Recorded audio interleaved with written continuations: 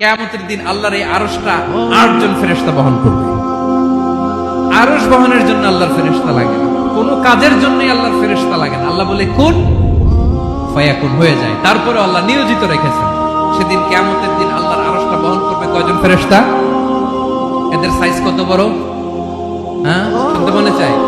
বিশ্বনবী বলেন ইন্না মা বাইনা শাহমাতি উযুনিহি ইলা আতিকিহি মাসিরাতু 700 সানা। বিশ্বনবী বলেন ওই ফেরেশতার সাইজ আমি দেখে এসেছি, কত বড় শুনুন।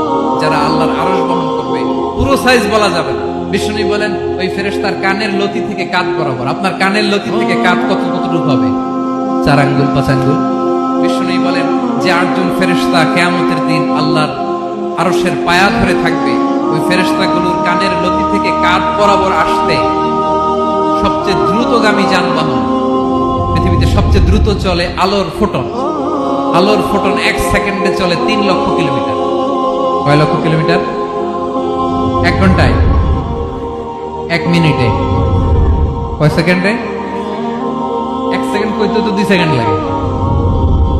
1 সেকেন্ডে আলোর ফোটন, আলোর কণা ছুটে 3 লক্ষ কিলোমিটার বেগে। বিষ্ণুই বলেন এরকম যানবাহন দিয়ে যেটা সেকেন্ডে 3 লক্ষ কিলোমিটার বেগে ছুটে, এরকম দ্রুত যদি কেউ ছুটে তাহলে ওই ফেরেশতার কানের লতি থেকে কাঁধ বরাবর আসতে